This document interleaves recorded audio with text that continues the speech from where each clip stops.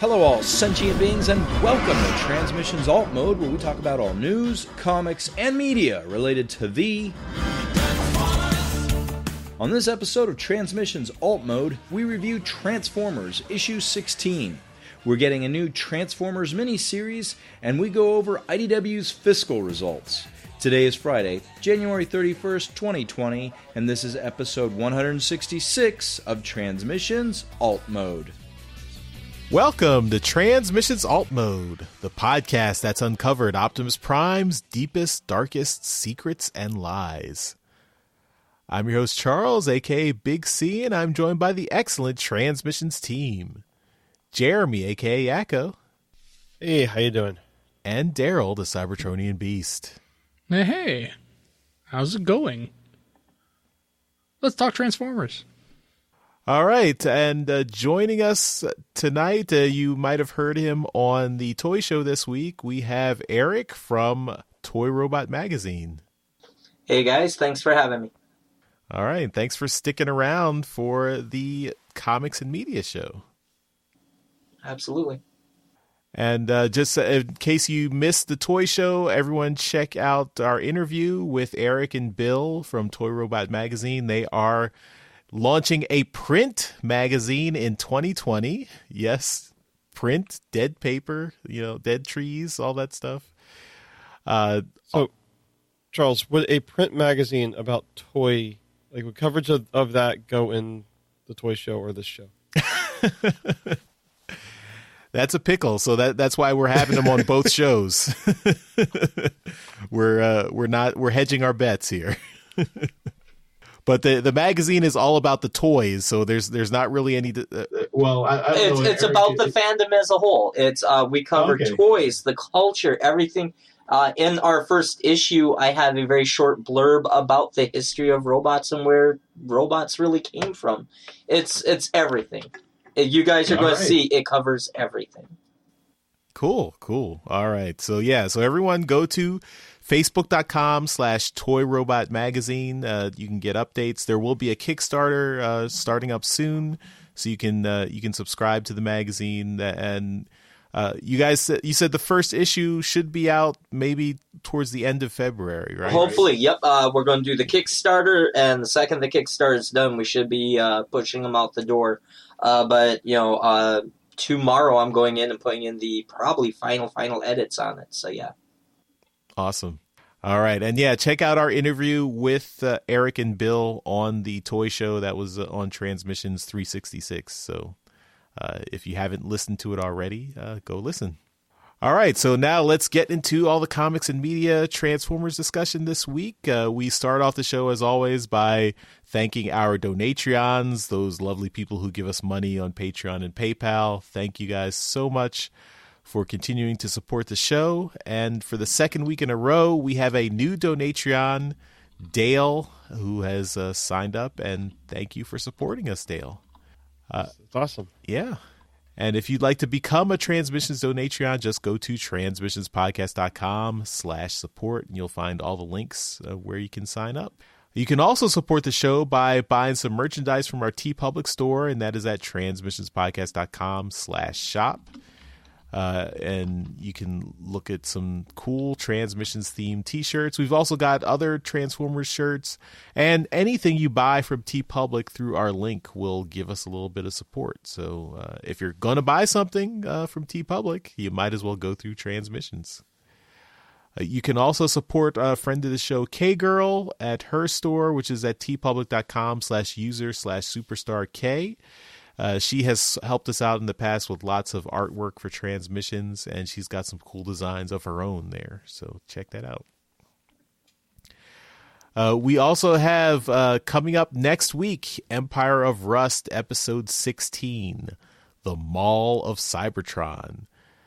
So this is coming this Monday, February 3rd. This is our bi-weekly Transformers-themed RPG podcast run by our editor and producer, Mike Ordway. So you can check that out. He has got all the gaming sessions with his friends, and he is taking them through an awesome Transformers-themed RPG live play podcast. So check out Empire of Rust episode 16 this Monday. All right, let's talk about some comics news. Jeremy, I'm going to throw this first item to you because you are our financial expert. Okay. I'm not, okay. I'll say correspondent. Okay.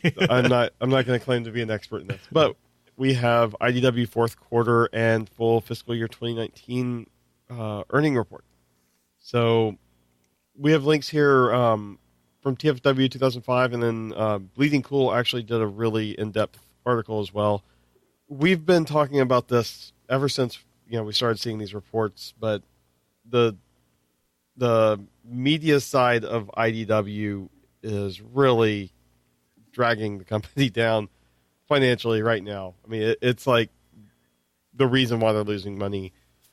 But they do have things coming up. In addition to Winona Earp, which is what we've talked about for a while now, they actually have other shows now. V-Wars, which is a vampire science fiction show. October Faction, which is a science fiction drama. And Lock and Key, which are all three of those are on Netflix or either now, or Lock and Key actually starts February 7th. So coming very soon. Lock and Key, I'm sure, is going to bring them a lot more interest than any of the others. It's the biggest name out of that. It's written by Joe Hill, who is, an award-winning writer. They're anticipating being profitable in 2021. So we'll see how that works. On the publishing side of the thing, they've signed an agreement with the Smithsonian to develop graphic novels with the Smithsonian's, their collections and their expertise and stuff. So that might be interesting. And then they're going to be doing a Spanish language version of their graphic novel with George.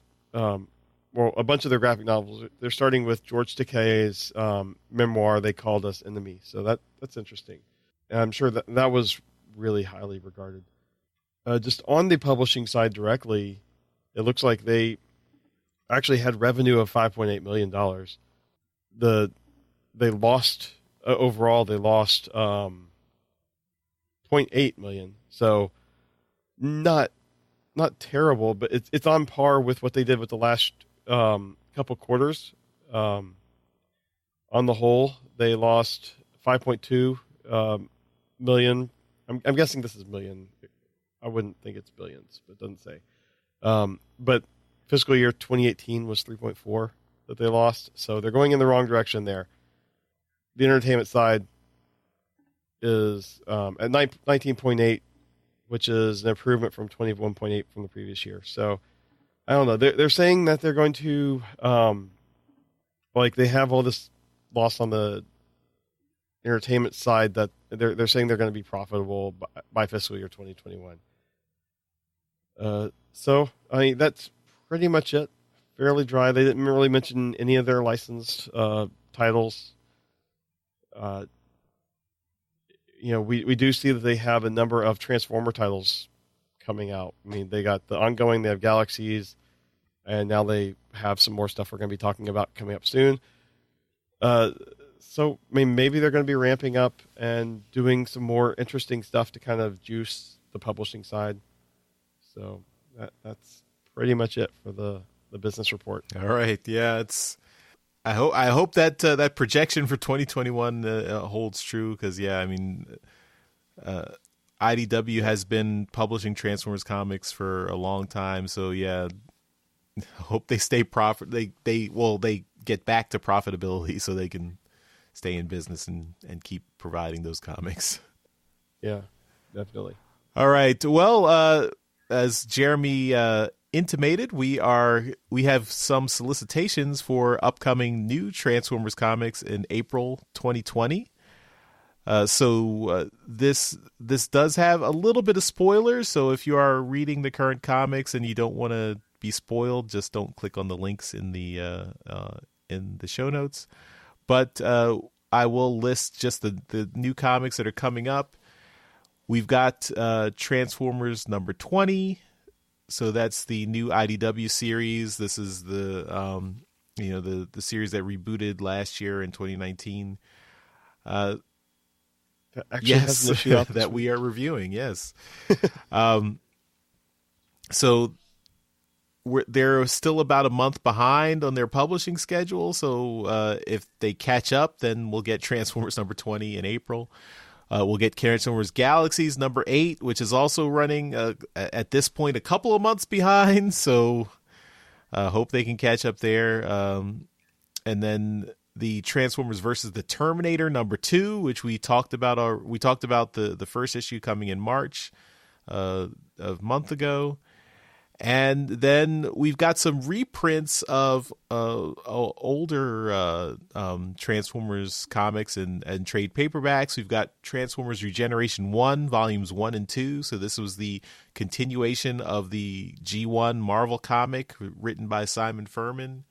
This was published about 5 or 6 years ago. And they're reprinting those volumes. And then Transformers versus G.I. Joe, volumes 1 through 3. So this was the Tom Scioli series that he did with John Barber, where he did all the art and most of the writing and lettering and everything. Jeremy and I loved it. Daryl and Yoshi hated it. So but if you missed it, you can catch up with those volumes. And then the last thing, which was pretty surprising. We didn't hear anything about this previously, but we've got the return of Transformers 84, and now it's getting a limited series, and this is called Secrets and Lies. So issue 1 of that limited series is coming out in April, and it's going to be a 4-issue series. So we had the one shot of Transformers 84 last year. That was in August, and I think it was a really good issue. We were sad it was only a one shot, so I guess that issue did really well, and they brought it back for a limited series. And this is also going to be written by Simon Furman with art by Guido Guidi, colors by friend of the show John Paul Bove, and this is definitely something I'm looking forward to. They did do an Hasbro Pulse put out an article where they interviewed the editor David Marriott about this upcoming series, and so this is really cool. I won't go into all the details there because it is, if you don't want to be spoiled, the detail, but the details are there. But the idea is that this is basically a prequel to the G1 comics, and I like because they mention in the interview about this series that if you look at the first issue of Transformers from 1984, they cover like the origin of Transformers, the war, the million-year civil war, and then going to Earth and crash landing on Earth and being and waking up after 4 million years. All that is covered in the span of about 10 pages in the comic, and so that's a lot of space to interject some good prequel stories that we can put in there. Like there's a lot of things that you could flesh out there. And Transformers 84 the one shot we had last year just gave us a glimpse of that, and now we're going more in depth with this 4-issue miniseries. And also the fact that it's being written by Simon Furman, who, of course, is a longtime Transformers comics writer. He was on the original G1 series in the UK, and then he took it over from Bob Budiansky later in the for the later half of the US run. So he's going to be writing that. So he's got the bona fides where he can do this justice. And then art by Guido Guidi, who is just a master Transformers comics artist. And he has captured that retro style, for G1 comics as well.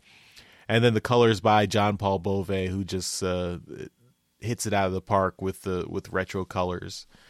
So this is a dream team for people who are fans of the G1 Transformers comics, and yeah, I'm really looking forward to this. I love the playing within the panels, or there's just so many different areas where they can add emphasis to the the stuff we already have, like they did with linking the original thing with the Man of Iron in the number 0 issue. I always felt that the early Marvel stuff could have been redone, so this prequel will be pretty cool. Yeah, so we will definitely be reviewing that here when it comes out. So we're looking forward to that. Just a few months, hopefully, crossing our fingers that it'll be published on time. All right, so let's move on to our comic review. This week, for our comic review, we actually have a new comic, Transformers 2019, number 16. This is written by Brian Ruckley, art by Bethany McGuire-Smith on pages 1 through 9, Anna Malkova on pages 10 through 20, colors by Josh Burcham on pages 1 through 9, and Joanna LaFuente, pages 10 through 20. Letters by Jake M. Wood, and editors are David Marriott and Tom Waltz. So we have 3 covers here. The first one has Orion Pax and Megatron discussing matters. This is by Corin Howell with colors by Josh Perez. Cover B has Orion, Bumblebee, and Chromia in battle, and this is by Hal Lauren. And the retailer incentive is an 8-bit Bumblebee gearing up for the next level in his NES adventure. This is by Hazen Becker. So, Daryl, let's start with you. Which one of these 3 do you like? Oh, I mean, they're all really good in their own way. I mean, each one of them is a very different style. I think I'm gonna go with the cover B by the Lauren. Yeah, that's how he signed it. It's a nice painted image. It's cool. Yeah. Charles, how about you? I am a sucker for Metroid, so I'm going to go with the retailer incentive, the Bumblebee as Samus, the bounty hunter. Oh, is that the reference? I believe so, yeah. Okay, I didn't place it. Yeah, I think if you look up Super Metroid, you can see like a schematic of Samus and her suit. And I should have changed that to a 16-bit, not 8-bit. Yeah, well, but yeah, I just like that image, and although Bumblebee doesn't really appear in this comic in this issue, but he's mentioned. Yeah. I do want to mention Corin Howell's art on the cover A is really nice, although I am struggling with the pose that Optimus or Orion and Megatron are in there. It just seems very odd. Looks like they're kind of dancing. I'm not really sure. Yeah, that was kind of. I had the same reaction. Yeah, I mean, if they're in 0G, maybe. Yeah, it just looks very oddly intimate. Yeah, when they're just having a nice discussion, Charles. Yeah. I mean, there's nothing wrong with being intimate, but they kind of hate each other in this comic, so you wouldn't expect that. Yeah. Well, I have to kind of agree with both of you. I mean, I did like all the covers, but I think if I had to choose, I would go with the retailer incentive.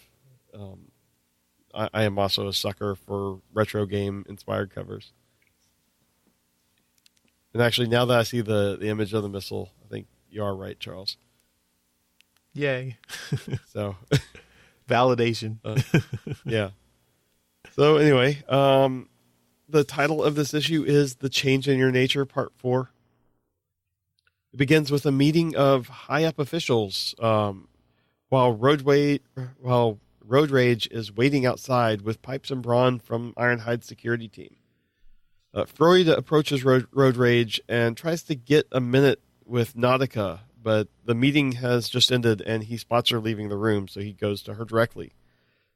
She agrees to speak with him for a few minutes and promises to meet up with Road Rage later. Also leaving the meeting was Starscream, who tries to put some doubts into Road Rage's mind about Freud's intentions, as he's playing some game of his own politically. In an abandoned arena, Heretic is meeting with Megatron. He was also in this leadership meeting, and Sentinel Prime wanted him to tell Megatron that there will be a special debate to consider a, quote, unified administration. Heretic wants no part of this plan, though, and knows that this will just be a consolidation of power. Once Megatron gets inside the Senate, Soundwave will be arrested, and Heretic says that he's finally seen the decay that Cybertronian society has been in, and will be leaving the planet with other reversionists. As Heretic leaves, Megatron says to the Shadows that they can come out. Starscream appears, and Megatron asks if he was here to tell him the same thing. But Starscream has been watching both sides before deciding what side he's going to place his bet with. His reason for being here is to ask what he knew about Bumblebee being added to his guard. Megatron says that this was Soundwave's idea, but he thinks that having a former security member in his forces has a great impact as a message. Starscream notes that he removed Soundwave from the intelligence service for a reason, and Bumblebee was removed for the security forces due to circumstances tied to Orion Pax, implying about Bumblebee's undercover role. Megatron doesn't believe that Orion would betray him like that. Back in Icon, Nautica is happy to have an excuse to leave Freud, and she races to the planet landing controllers, afraid of what's about to happen.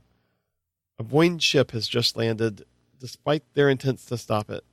Before they can explain much more, a Voyn asserter arrives in the room. It differs from the normal Voyn with its vicious-looking organic drones and a much more intimidating spider apparatus that the Voyn ride in. Nautica has only seen one of these from a distance and is worried that they're all going to get a lesson in compensatory justice. In the arena, Megatron asks Alita 1 about Bumblebee. Should he be concerned? She replies that he's competent and reliable, and he shouldn't worry. However, she also says that she believes in Megatron's cause, but is worried about the faith that he's placed in Soundwave and others.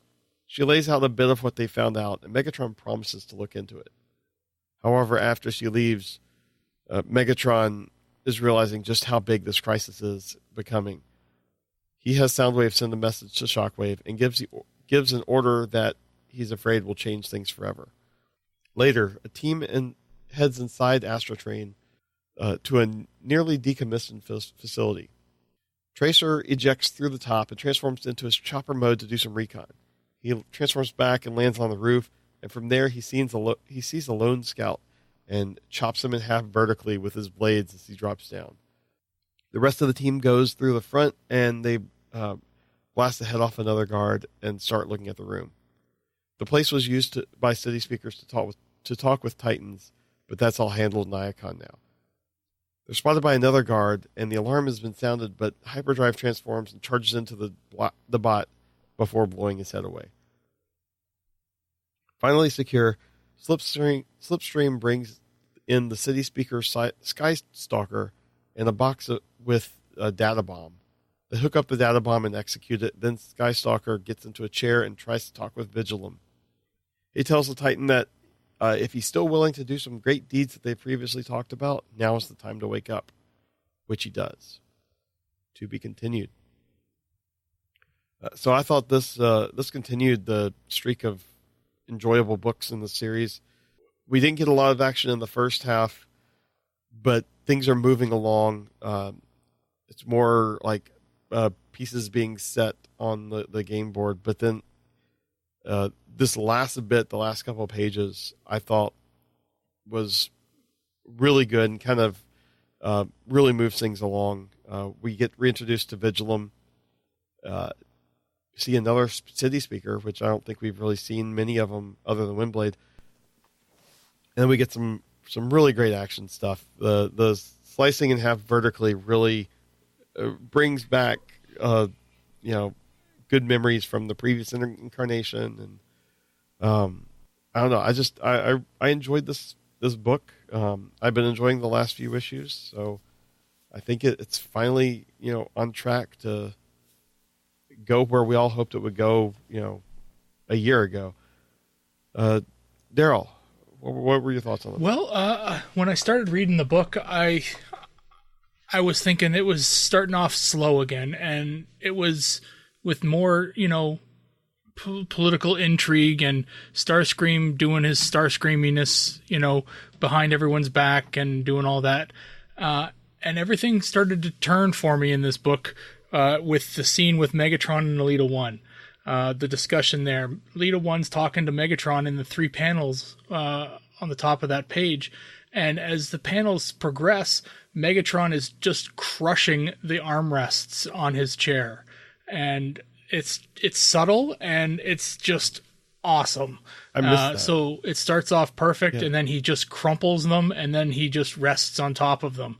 And that's a reference to what Sentinel Prime did an issue or 2 back.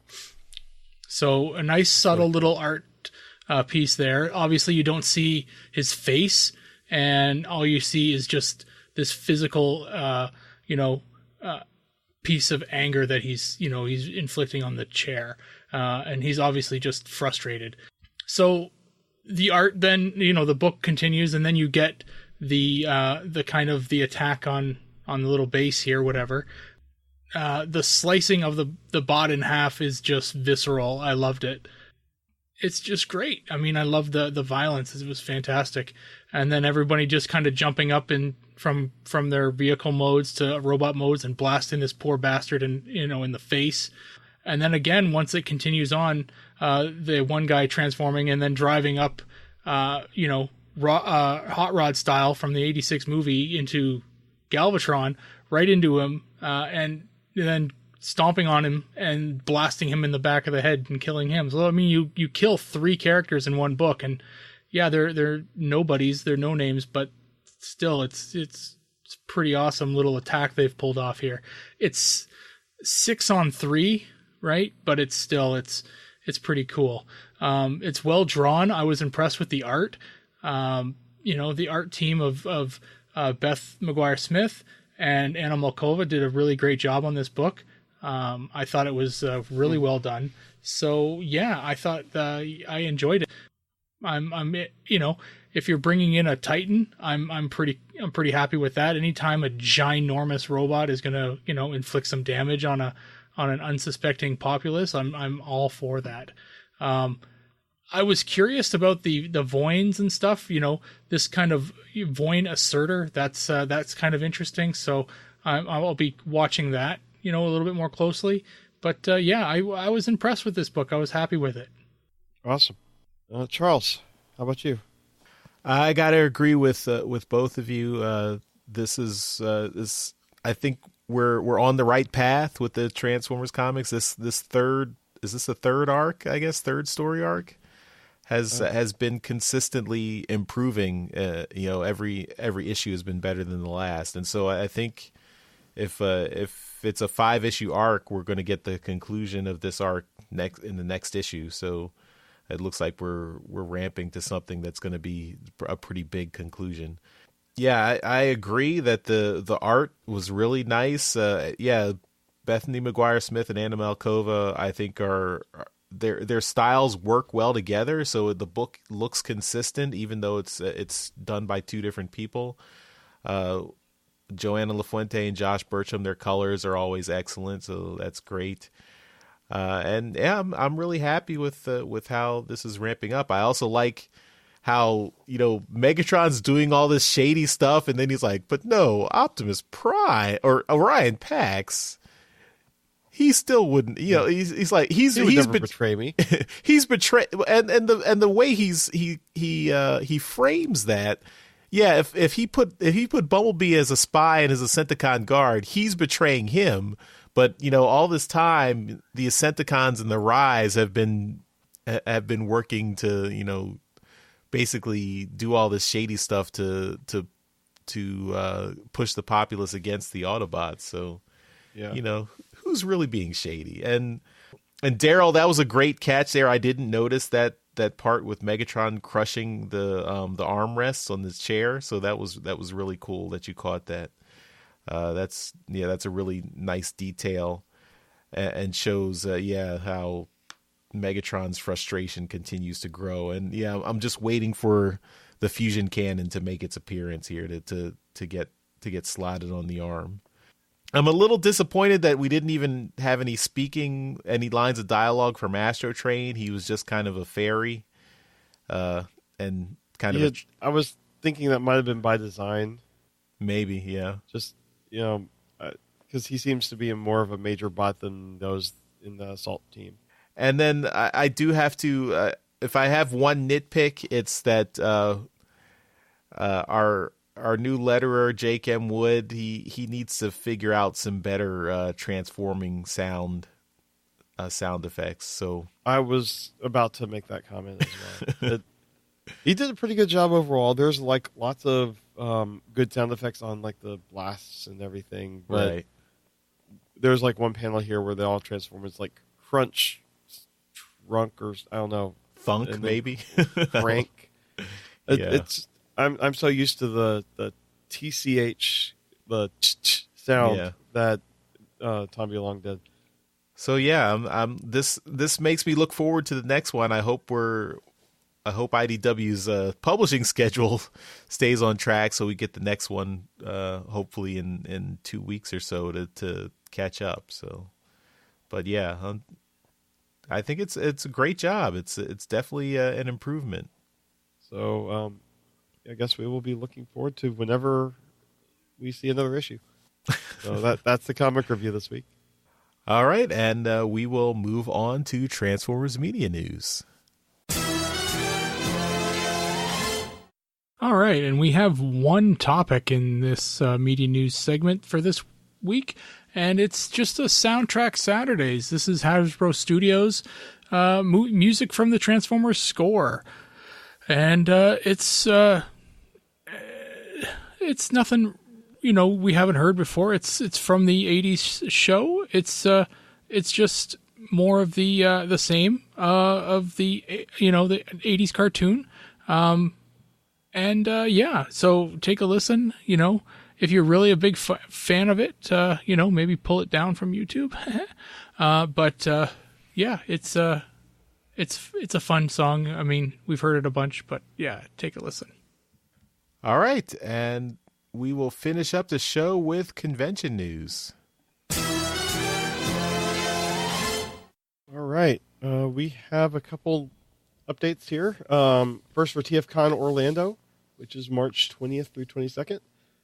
Tyler Blazinski, who is the writer of the Constructicon's Rising Arc of Transformers Galaxies, will be attending. So I think we were all kind of hoping he would make his way to some TFCon conventions. It says he will be signing for fans Saturday of the convention from 10 a.m. to 1 p.m. So I'm not sure if either there's going to be any panels or anything. Hopefully there will be, but he might just be there just for that one day. He's there for Disney World, but yeah, he's probably there for Galaxy's Edge. But hopefully, this dipping his toe into the Transformers conventions, and we'll see him at and hopefully Galaxy's issue number 4 will be out before the convention date. Oh yeah, that we can only hope. On the UK side of things, TF Nation 2020 has announced that Andy Cousins is going to be attending. He is a former Hasbro designer, development and product manager. He has been working in toy design since the mid-1970s and has been working on everything from play school and robotics to the head of Boys, Girls Toys, and Creative Play for Hasbro Europe. So that's a pretty good get for them. So, they're usually more heavy in the comics side of things, and nice to see them getting, former Hasbro designer, to kind of go through a lot of what we get from like Aaron Archer and the like over here. So that is all we got for convention news. All right. And, that will wrap it up for Transmissions Alt Mode. Again, want to thank Eric from Toy Robot Magazine for joining us, and definitely check out that interview we did in Transmissions. Again, thank you for having me here. Sorry I didn't have too much to contribute this time around. Oh, no problem. We'll have to have you back on, and you can maybe if you get a chance to dive into the comics a little bit more, we can have you back to see what you thought. Definitely. And everyone, check out facebook.com/Toy Robot Magazine so you can check out the upcoming Toy Robot Magazine. Yes, please, guys. I said on the last show too, is this is for fans. Eventually, we want more fans to participate. I'm constantly. I just got a couple of article ideas just from conversations with fans through Facebook. So we're going to be listening to you guys a lot when we do this magazine. So your feedback counts. Awesome. And yeah, I'm definitely looking forward to that. So as soon as the Kickstarter goes live, we'll let everyone know, and check it out. All right, everyone, that'll do it for Transmissions Alt Mode. Thanks, everyone, for listening, and we will see you next time. Bye-bye. See ya. Bye. Later. Hey, everyone. Thanks for listening to this episode of Transmissions. But just because this episode is over doesn't mean the Transformers fun has to stop. Join us and other Transformers fans on our Discord chat server by visiting transmissionspodcast.com/Discord. If you would like to learn more about how you could support the Transmissions Podcast, just visit transmissionspodcast.com/support. Thank you all for listening, and we'll see you again next week.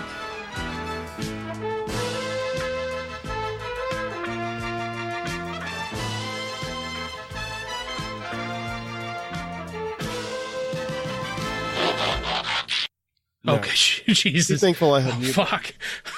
Okay. No, I'm just everything went silent, and I'm like, what the fuck's happened again? Oh, sorry. No, I had to blow my nose Okay. before we started, and Yeah, no, everything went silent, and I'm like, oh god. I figured you guys didn't want to hear. Oh, I love it. You need to do it into the microphone. Yeah. Did Charles leave? Is that what he said? What did he? I don't know. No, I'm still here. Oh, No, okay. All right. no, I didn't leave. What is going on tonight? It's been very quiet. All right. I mute myself for most of the review, so like you don't pick up my background noise. Okay.